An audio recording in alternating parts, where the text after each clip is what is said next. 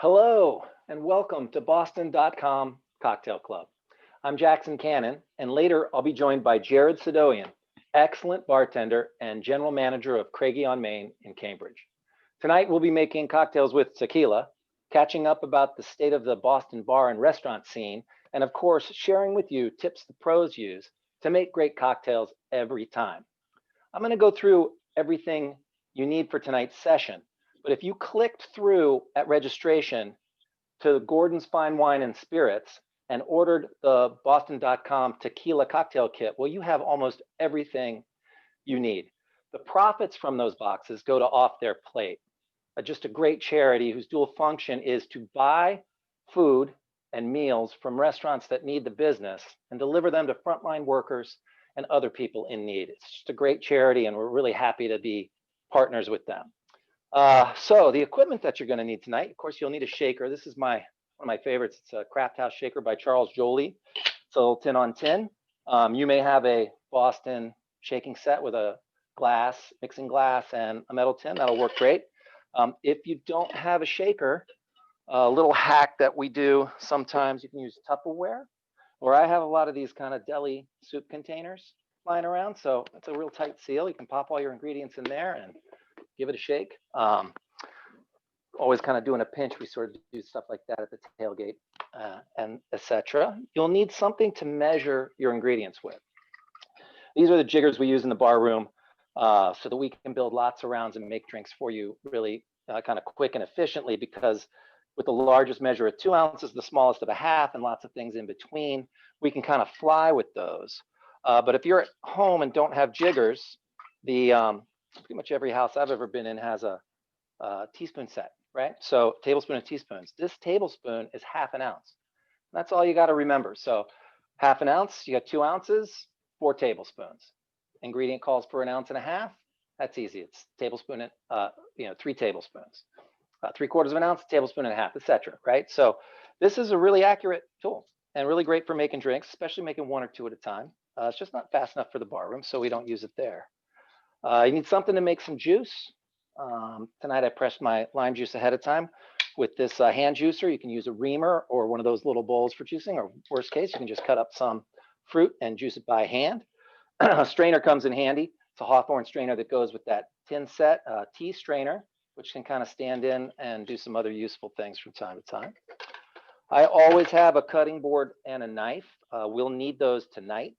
And a peeler, vegetable peeler, wide one if you have one. If you don't, we'll show you what to do about that. I usually keep a plate around just in case. For one of our drinks, we're going to use this, you can use a fancy stirring glass if you've got one with a long spoon. And if you don't have that, I'll show you how to do it right in a rocks glass with almost nothing but a dinner knife. For ingredients, you'll need some tequila. It'd be great if you had a couple of styles, Blanco for the light sour that we're going to make, and then something aged, either Reposado or Añejo, so that you can make the old fashioned. You'll need some lime juice, Angostura bitters, agave nectar or syrup for both, an orange for garnish, and it's good to have a little bit of salt as well too.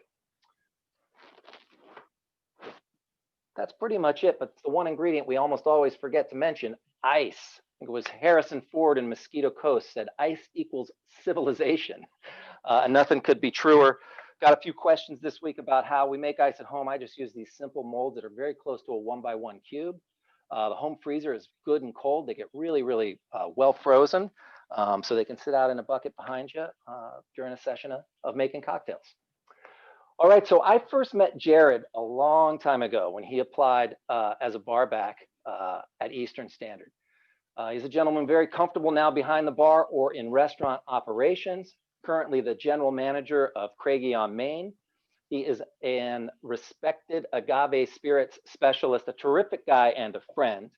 And although he's working at Craigie on Main these days, he, like a lot of us, were thrown out of work in March. So if you want to support Jared directly, his tip jar is at Venmo at Jared-Sadoian. What's up, buddy? Hey. How are you? I'm just getting my great. video started here. That collection. Oh, things kind of accumulate when yeah, I don't know, when you drink professionally, I suppose. Yeah, no, it's pleasure is your business, right? It's true. Yeah, it's a very special industry to be a part of. That's for sure.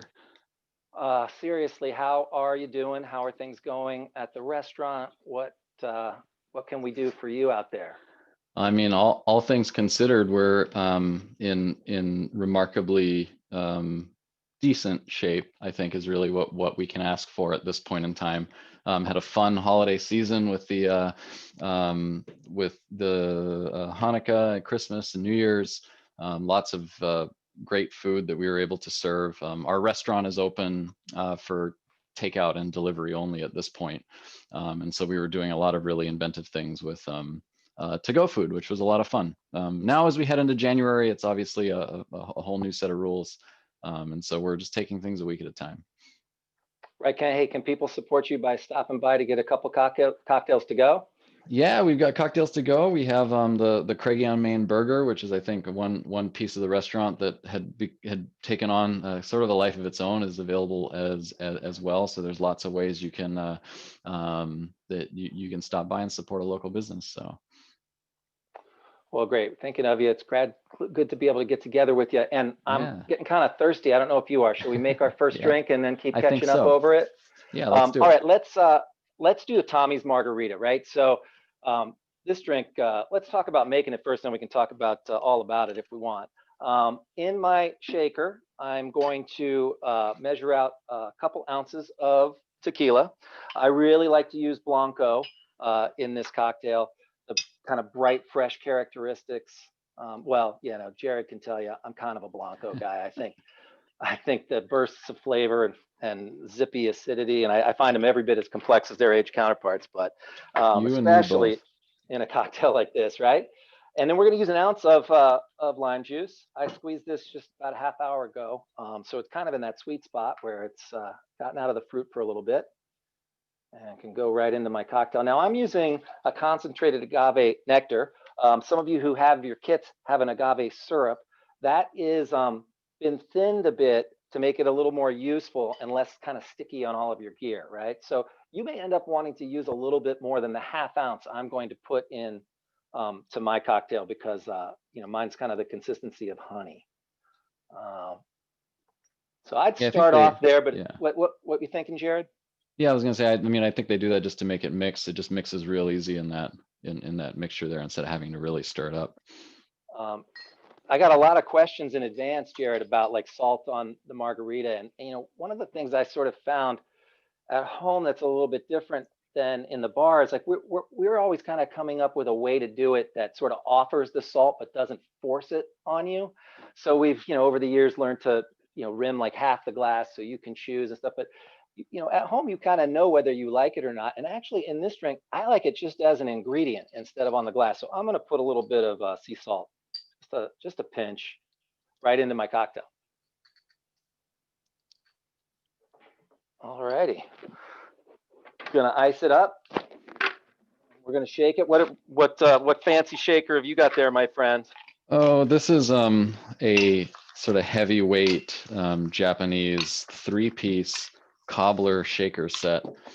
So it's kind of similar to what, I mean, I had one of these in my college dorm, right? It has a little cap and the built-in strainer, but this is this weighs about 2.5 pounds without anything in it. So it still gives you the same workout I was used to working behind the bar. Fantastic. So again, what we have in our shaker is 2 ounces of tequila, an ounce of lime juice, a half ounce of agave nectar, you know, a few pieces of ice, and we're gonna get going.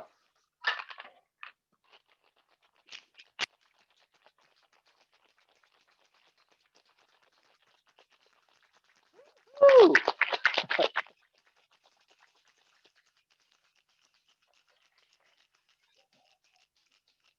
All right, and this drink is really great. Up or on the rocks, totally your pleasure. I might not get through all of mine like right away, so I'm sort of kind of hedging here and going straight up for mine tonight.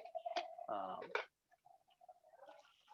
gonna put mine on the rocks. It's how I like to drink my margaritas. But again, yeah, either way is totally acceptable.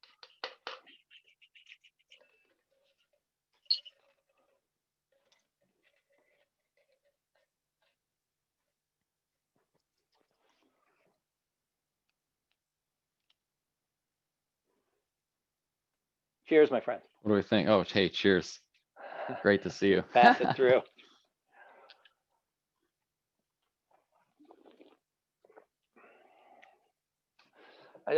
I can't believe that this variation isn't the original in some way. It just floors me. It's such a rare thing that the variation is more foundational than the original. And you know, you and I, we've been on a couple of threads out in the social media world, and you know, it's not the first time that I differ with most of the guys in my generation and side with the younger crew. This is just better, and I see it becoming a default. What do you think? I think so too. And a friend of mine confided in the online world just a couple weeks ago. He said he went the entire year making just Tommy's margaritas for folks at his bar, and he said he never got one complaint. And in fact, he had a lot of people come up and tell him that he made the best margaritas that they had ever had. Right. That's fascinating. You know, it's for those who don't know, Tommy's Margaritas, named after the restaurant Tommy's on Geary Street. I think it opened in 1965. I think. Yeah, I think that's right. It's been there that long. And yeah, I have old swag for their 50th anniversary. Oh, wow. And this is this Julio's drink that he put on the menu, and it's a sensation. And I would submit to you 1,000 years from now, when people are talking about cocktails, that the original may be forgotten, and this will be misremembered as the original because it's better. Questions why we strain a drink like that. So if I'm going over ice, I like to strain onto fresh ice when I can. And I probably just use the Hawthorne strainer in that bit. I use the tea strainer this time just to kind of pull all the little ice shards out, just to make those first to last sips as pleasant and as similar as can be, you know. So, you know, if you have well shaken the drink, it benefits from being poured onto fresh ice if you're drinking on the rocks as well. But you know, if you shake it properly and you don't have a lot of ice, you can kind of use some of the ice that's in there to help kind of bulk it out. If you're ever ice rationing, which, you know, sometimes when you're drinking margaritas outside, you are. Oh, yeah. So I'm looking to my right here just a little bit, friends, for messages coming in from you all on the chat. And Jared, lots of folks asking kind of about which tequilas to drink. I mean, it's just the full range. They want to know about styles and brands and applications, you know. So can you kind of, you know, just give us the basic surface level of what you look for across the range in tequila of the 3 different styles? Yeah, I mean, I'm certainly a Blanco guy too, but beautiful aged reposados and añejos and beyond. And as tequilas become more and more popular here in the United States, we're seeing, it seems like, a new brand cropping up. It's almost every week or every month. So the amount of choice that you have now is dizzying, which is good in a way, because there are a lot of great tequilas out there, but at the same time, there's also a lot that may leave a little bit to be desired. When I'm looking for tequilas, the first thing that I'm looking for is somewhere on that label, I want to see a 100% agave. So it's made entirely from the agave plant. I try to seek out, where I can, smaller, you know, sometimes family-owned brands or just smaller independent brands can be sort of very unique flavors, and definitely a little bit different than some of the mainstream tequilas that I had grown used to drinking when I was when I was a little younger. So, you know, those are 2 great ways to go. And then the third piece, and what I recommend to a lot of folks, is don't be afraid to try something different. If you have a bottle shop or liquor store that you really enjoy, lean on their staff and ask them what they'd recommend. In many cases, they, you know, they've been able to taste and really experience some of these bottles, and they can lead you to something new that you may not have had before, and you might discover a new favorite that way. Well, that's exciting. And hey, we don't have time probably to go into all the different aspects of tequila production and fair and best practices in the region, but I think we should give a little bit of a nod to it. I had this sort of thought, like, you know how from the hospitality side, it's so hard to intrude on what somebody has already established as a flavor that they like, right? Mhm. They think they like this, they like that brand, and they have their reasons.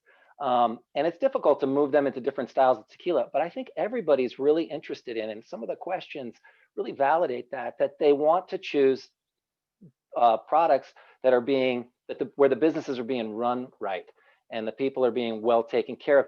Do you think there's an easy way for folks, without going kind of as deep into it in research that you have, is there an easier way that people can find out that information? And then maybe by choosing those better producers, then their palate gets informed by these better tequilas that they happen to make as well.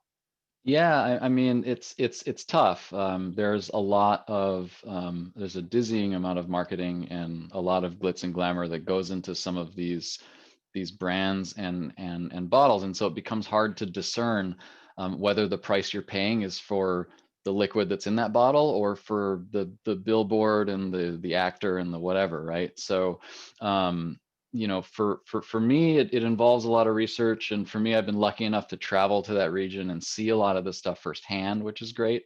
You know, I would say for a lot of the regulars that came to see us at the Hawthorne, you know, it was talking to us, talking to other bartenders, talking to the people who might have a little bit more of that knowledge that they want to share.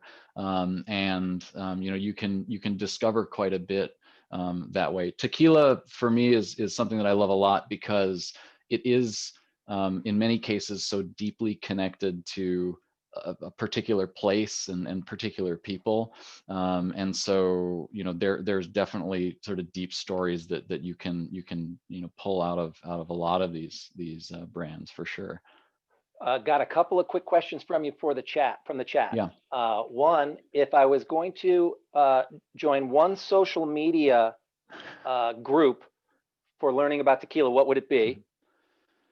Ooh, there is a Reddit community that's just called r/tequila. That's a great resource with a lot of folks who are learning, and then a lot of folks who are sharing a lot of knowledge too. And they're kind of worldwide, which is really cool. And then on the Facebook side, there's a group called Smoked Agave that covers mezcal and a little bit of the tequila world too, that has a lot of great information coming out as well. Awesome. And they're asking for us to name a few great brands. You know, like Fortaleza, one of our favorites, Indeed. Ocho's. Oh yeah. Give us a couple of others, and then, you know, and just quickly maybe talk about, you know, some of your favorite brands and why. Yeah. Let's see. I love, let me pull this one out here. Calle 23, from a lovely master distiller and owner. Her name is Sophie, a French biochemist that went to Guadalajara to get her PhD, fell in love with the area, and has been out there for a few decades now. Makes really beautiful tequila that is it doesn't break the bank. If you find it, it's usually not terribly expensive, and definitely like some of the best bang for your buck that you can get. It's just a Calle 23, so CALLE. Fortaleza is one that I'm certainly partial to. You know, small family-owned distillery that's been making tequila kind of the same way for 100+ years. And you know, that's a bit of a look back at what I think tequila's probably tasted like around the turn of the century, which is neat too. On the larger scale side, one of the bottles in that Gordon's kit is Lunazul, and Lunazul was a workhorse for us behind the bar. We used it in our well, used it to make a lot of drinks. Certainly a really great value in a really honestly produced tequila that retained a ton of flavor, and you know, didn't break the bank, so you didn't feel bad if you were making a few drinks with it for yourself in a particular evening. Awesome. Hey, should we spin a Another drink? Yeah, and I think like going kind of in the sort of different direction, right? From the sort of light citrusy sour, we're going to put together a stirred, spirit forward sipping cocktail, a tequila old fashioned. And I think that showcases, right, like the versatility of the spirit, right? So I'm going to use a mixing glass. I think, Jax, you're going to build it directly in the glass you're going to drink out of, right? I'm going to build it right in the glass, and I'm going to use just a regular household dinner knife as my spoon. Save a step, man. That's awesome. Yeah. So we're going to start. I like to use aged tequila for this. And I think behind the bar, we often introduced a lot of people to tequila through a tequila old fashioned, right? Lots of whiskey drinkers out there. Tequila aged in oak barrels, many of which used to hold whiskey. So there is a little bit of crossover there. So I'm going to add 2 ounces of aged tequila. I'm using a reposado here, but an añejo certainly wouldn't hurt either. I'm going to measure that in there. And yeah, this works great as a Blanco too. It's just a different flavor. So I encourage you to give it a try sometime. Now that same agave nectar as a sweetener, I'm going to use 1/2 ounce. Now, depending on how sweet or dry you like your drinks, you can adjust this amount without too much trouble. And really, you're making a cocktail that's suited to your taste, right? So I think you can certainly adjust that up and down as you see fit. And then Angostura bitters, aromatic bitters, just to sort of tie all these different flavors together and add an extra layer of complexity. So I'm going to add a couple dashes of Angostura to that drink. Because I'm building right in the glass, I have all my ingredients in there. I'm giving them a little bit of a stir before I add ice and stir, because I just want to make up for the fact that I'm kind of missing that large vessel on that first step. Yeah, I think I saw someone popped in the chat with a comment about sugar cubes, and yeah, our classic old fashioned, we'd put a sugar cube in there, but since we're using the agave nectar already, a sweetener, we can leave that part out. So I'm going to ice down my mixing glass. I think we have the same ice cube trays. Right? I got mine at Target. Yeah, Target for like Target. Yeah, $4.99. They make great ice cubes. And I'm not one of the fancy folks that owns a fridge that can make ice cubes for you. So they also make a larger size, which can be fun too. Yeah, I'm actually going to use one of those cubes for this drink because I just love the way it looks in the glass with just one large ice cube, right? So I'm going to give it a little bit of a stir. If you don't have, a long twisted handle bar spoon at home, yeah, the dinner knife method works great. If you have a chopstick, that makes it real easy. You're just drawing the ice around in a circle. And you can see in both of ours, the ice is just sort of moving and settling. It's not, getting agitated like when we wanted to shake that drink. Yeah, and that's kind of an interesting thing, right? Is that like when we're stirring this, it's a much gentler process, and we're preserving that crystal clear appearance, right? The like velvety, smooth texture, and it's just a different experience when you bring that drink to your lips than if we had, like shaken like that margarita, where you put a lot of those little air bubbles in that cocktail. But we're not going to see it on mine, but when you pour yours, Jared, I'm expecting to see that effect we call pouring ribbons.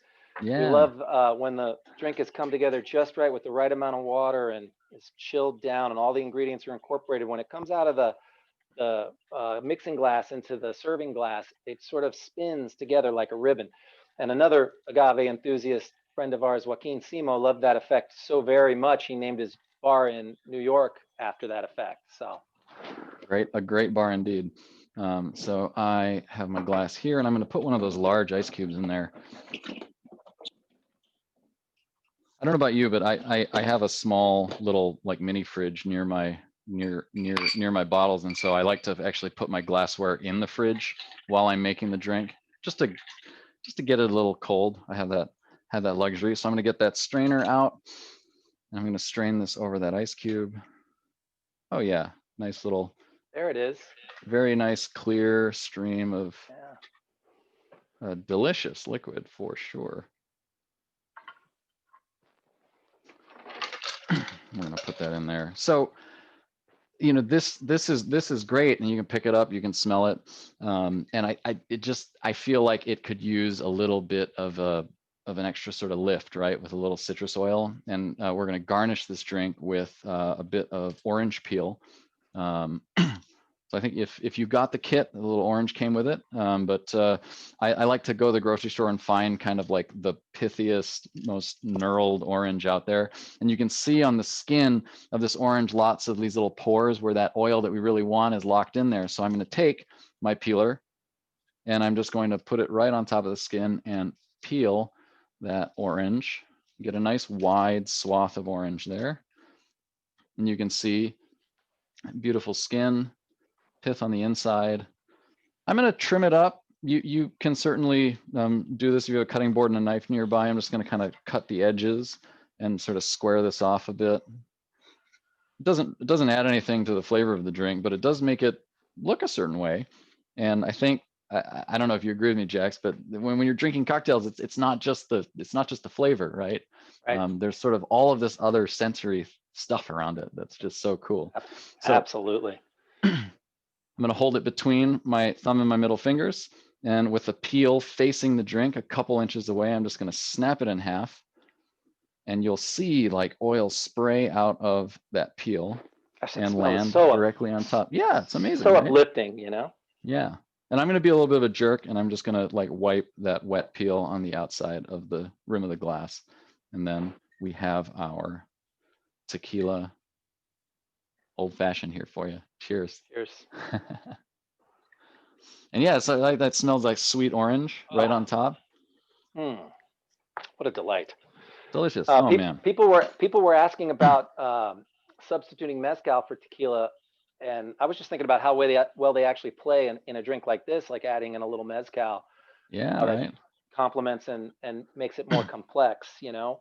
To answer one of the questions about the difference between sort of stirring and shaking, how we make that choice, yeah, it's a real cardinal kind of divide between, you know, half the drinks that we make by shaking and the other half that we make by stirring. And simple rule of thumb is almost always, if it has citrus in it, we want to shake it to get air in that cocktail and get it kind of fluffed up, and that just presents a much more pleasant experience on the palate. Usually if it has citrus, it also has sugar, so we've really fused those things together and aerated them with the spirit. And then when we're using something that's got sugar and spirit, and even if it's a series of other spirits together, we want to stir those for exactly that sultry texture that we saw coming right over the top of Jared's mixing glass when he poured that ribbon down into the glass. So just a rule of thumb. That's how we do.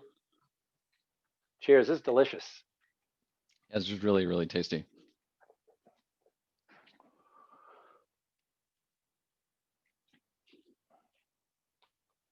Let's got other questions coming through the feed. Yeah, there. I'm taking a quick peek at a few things coming in.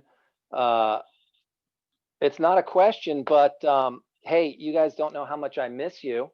From our old friend Michelle. So yeah, we miss you too. We're gonna be back. We're all gonna be together here in the new year.